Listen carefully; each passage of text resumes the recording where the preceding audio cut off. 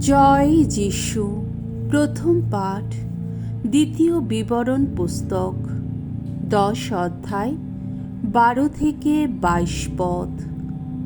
ঈশ্বরের প্রতি ও দীনদরিদ্র মানুষের প্রতি ইসরায়েলের কর্তব্য।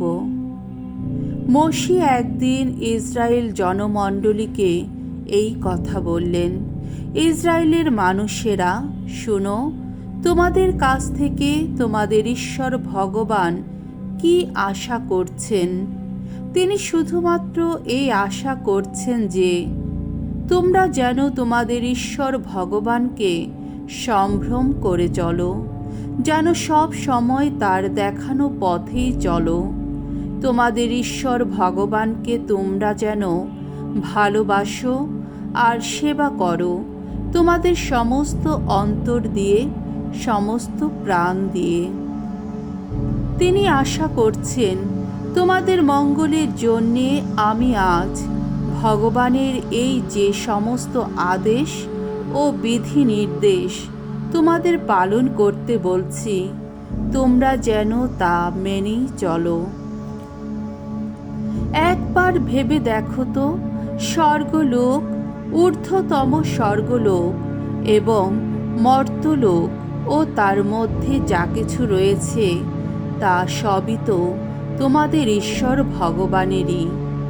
অথচ ভগবান তোমাদের পিতৃপুরুষদেরই ভালোবেসে তাদের প্রতি বিশেষ স্নেহ দেখিয়েছেন এবং তাদের পরে তিনি সমস্ত জাতির মধ্য থেকে তাদের বংশেরই মানুষদের অর্থাৎ তোমাদেরই মনোনীত করেছেন। আর আজও তো তোমরা তার মনোনীত জন। সুতরাং তোমাদের অন্তর ঘিরে যে স্থূলতার আবরণ রয়েছে, তোমরা তা ছিন্নই করে ফেলো না, আর তোমরা জেদি হয়ে থেকো না।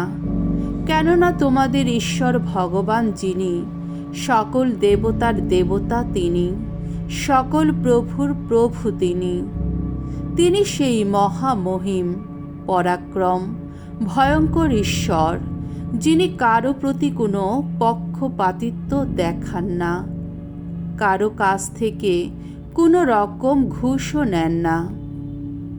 তিনি তো লক্ষ্যই রাখেন অনাথ ও বিধবা যেন সুবিচার পায়। প্রবাসী বিদেশীর প্রতি তার ভালোবাসা দেখিয়ে তিনি তো তাকে অন্ন বস্ত্র জুগিয়ে থাকেন। তাই তোমরাও প্রবাসী বিদেশীকে ভালোবেসে আপন করে নেবে, কেননা তোমরা নিজেরাই তো এক সময় মিশর দেশে প্রবাসী ছিলে।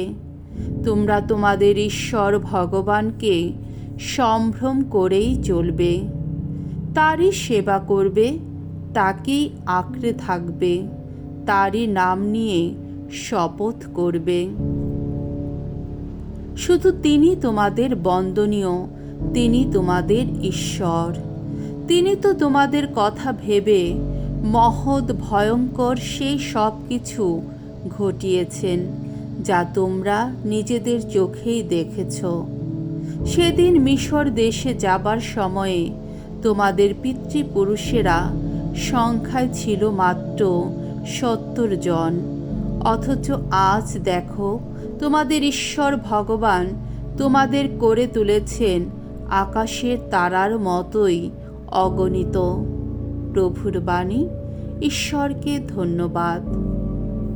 সাম সঙ্গীত 147 অধ্যায়, 12 থেকে 15 পদ, 19 থেকে 20 পদ। ধো, প্রভুর ভক্তজন, গাও তোমরা প্রভুর জয় গাথা। জেরুসালেম, ভগবানের গুণগান করো। সিয়ন নগরী, তোমার ঈশ্বরের স্তুতি গান করো। তিনি সুদৃঢ় করে দিয়েছেন তোমার যত দ্বারের অর্গল, তোমার কোলের যত সন্তানকে আশীষ ধন্য করেছেন তিনি। সুখ শান্তি এনেছেন তিনি তোমার চতুর্সীমানায়।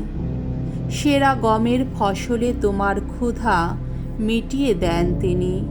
তার আদেশ প্রেরণ করেন তিনি পৃথিবীর বুকে। তার বাণী দ্রুত বেগে যায়, ছুটে যায়। তার বাণী তিনি ঘোষণা করেছেন যাকবের কাছে, তার ন্যায় নীতি বিধি নির্দেশ ইসরায়েলের কাছে।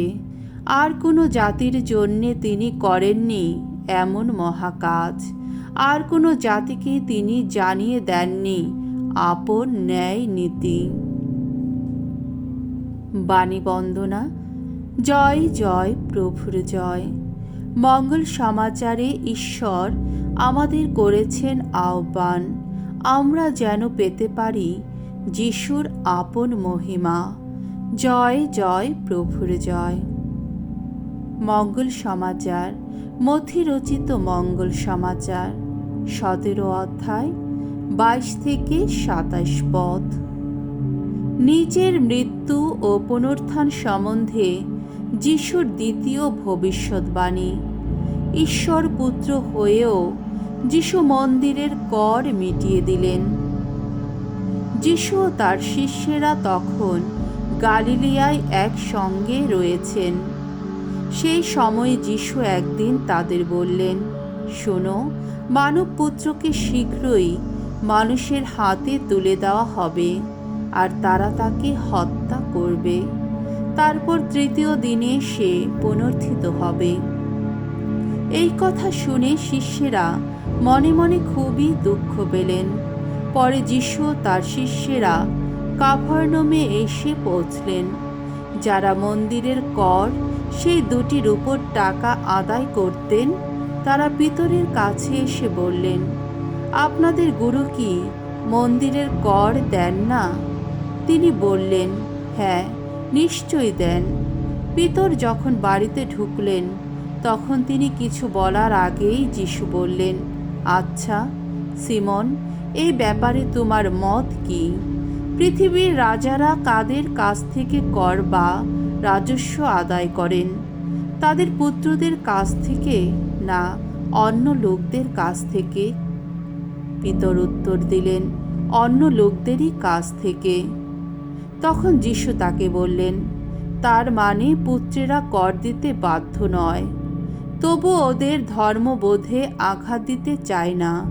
তাই তুমি বরং সাগরে গিয়ে বড়শি ফেলো, আর প্রথম যে মাছটা ওঠে সেটাকে ডাঙায় তুলে আনো। তার মুখ খুলে তুমি একটা 4 টাকার মুদ্রা পাবে। সেটা নিয়ে তুমি আমার ও তোমার কর হিসাবে ওদের হাতে তুলে দিও। প্রভুর মঙ্গলময় বাণী। খ্রিস্ট প্রভু তোমার প্রশংসা হোক।